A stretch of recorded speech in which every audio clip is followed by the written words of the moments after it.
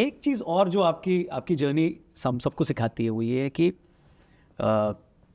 रुकना नहीं है और लगातार खुद को उस चैलेंज में डालना है। जी जी जैसा कि अभी जब कैमरा ऑन नहीं था तब हम बात कर रहे थे जी। कि अगर कैलकुलेट करके रिस्क लिया तो क्या लिया? नहीं, कैलकुलेट मतलब मज़ा नहीं आता है क्योंकि आपकी 100वीं फिल्म है भैया जी। जी 100 और आपने ये फिल्म करने को जब डिसाइड किया तो क्या क्या रहा होगा माइंड में? आप देखिए, जो डायरेक्टर के साथ में डायरेक्टर का कन्विक्शन बहुत बड़ा था।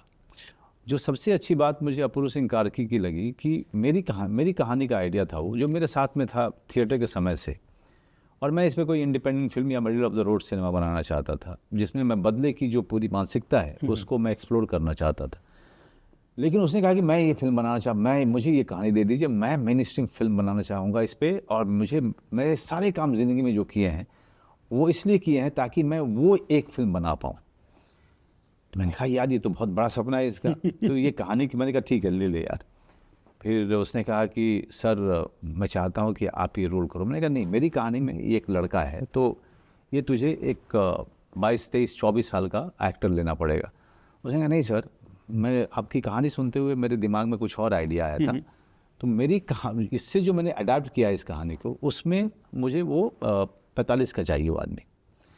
तो आप तो 45 के लोगों को सर, तो आप जो है ये आप कर दो जी। मैंने कहा देख, मैं तुझे किसी भी हीरो से मैं तेरा संपर्क करा दूंगा, मैं खुद व्यक्तिगत रूप से उनसे बात करूंगा और तेरी मीटिंग करा दूंगा। तो आपके दिमाग में कोई हीरो था क्या इसके?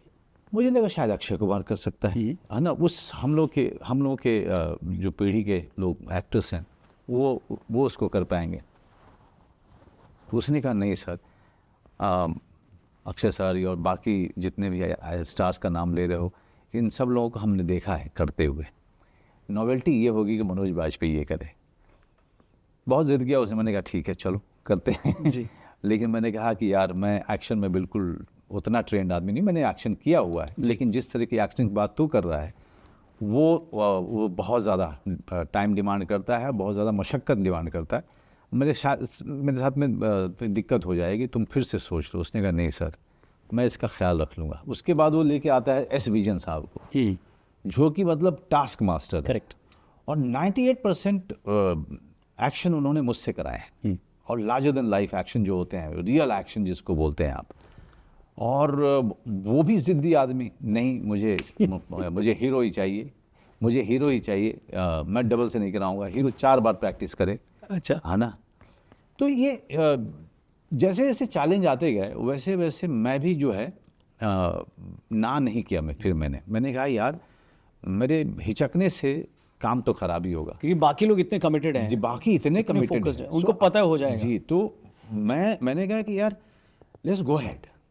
और रोज़ सुबह बजरंगबली का नाम लेता था मैं, हनुमान चालीसा करता था, हर शॉट के पहले मैं सारे भगवान को याद करता था कि ये वाला हो जाए, बस ये वाला हो जाए